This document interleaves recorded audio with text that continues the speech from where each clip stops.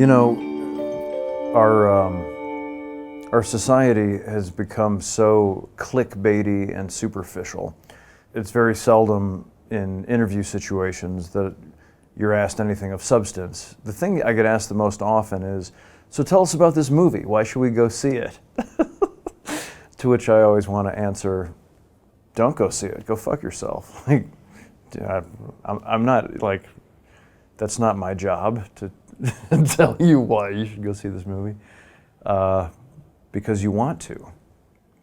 But it just goes to show how lazy most media outlets are, you know? And so ignore all of the channels.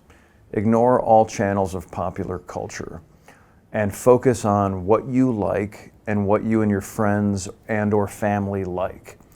Because the stuff that I grew up, that was like my weird bits that I did with my cousin and my sisters and brother, the stuff that I thought was weird or that stood out to me, I focused on that, and through my theater training and then through my career, it was always the counterculture weirdness that spoke to me.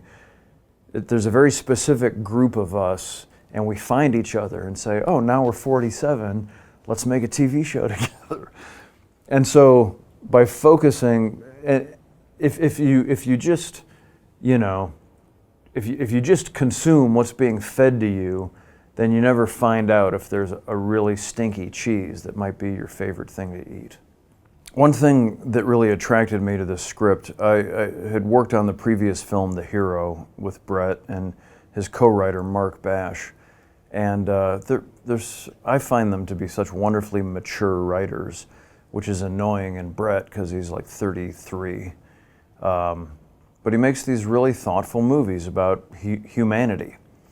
And I loved when I read the script, and there's this element of the father-daughter relationship where they kind of take turns at who's being the parent and who's being the kid.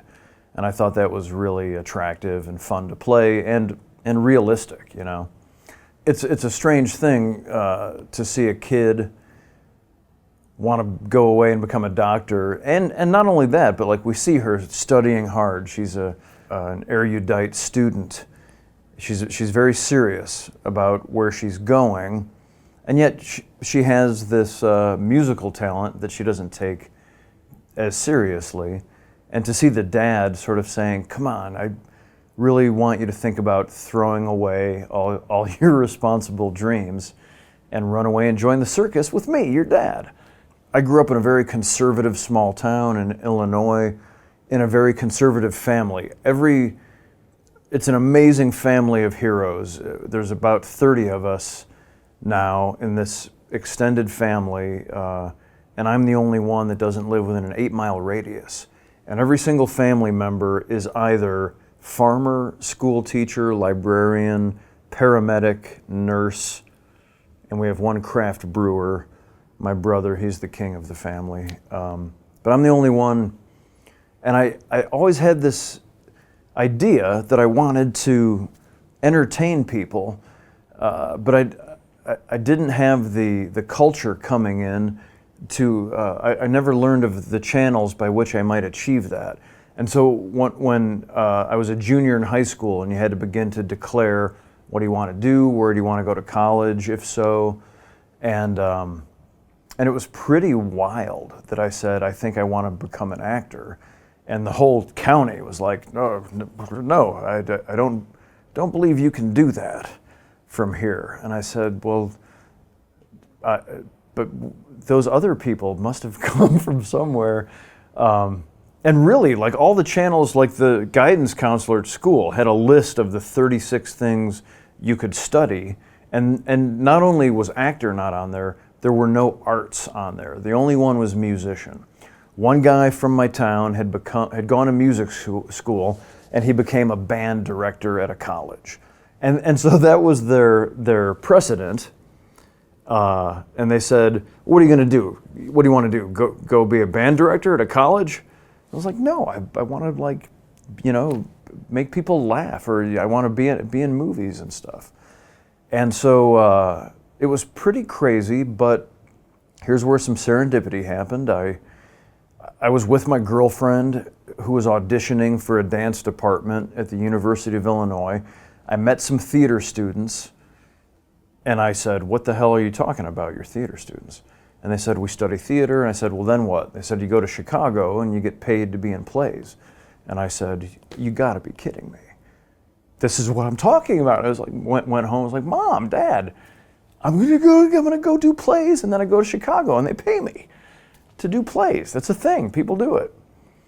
And so that's what I did, and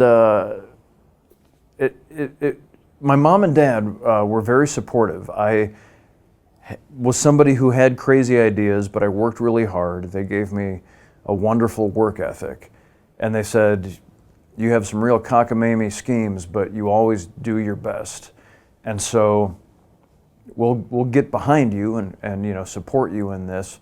And it took several years. And from age 18 to 26, those are formative years. That's a tough, scary time for your parents to say, "Okay, we're going to trust you."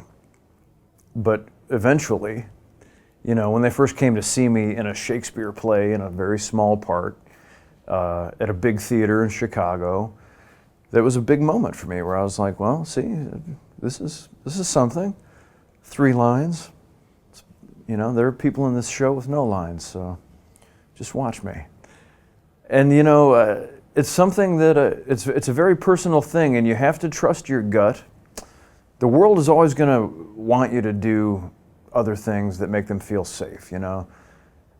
Parents especially often have their own desires, and so to parents and children alike, I would say, trust your gut. Again, if you've lived one of these lives where you are in a household where people aren't using tools, or people aren't that practical, there's a lot of urban and suburban households where people say, "Yeah, God, when I get a flat tire, I have to buy a new car because I don't know what to do," or if a light bulb goes out, I have to throw the lamp away because I couldn't tell you how that thing works. I don't think I have the right tools.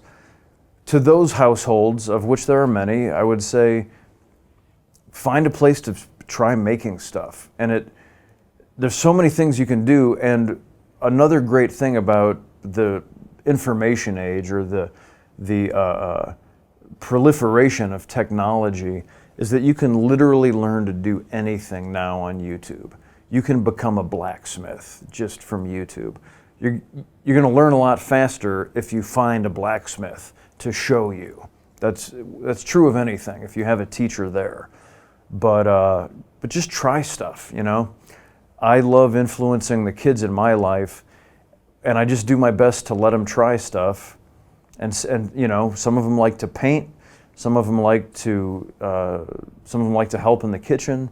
Some of them, this one kid likes to just punch trees. He's troubled, and we're going to try him out in sports, but we'll see. He might make a great lumberjack.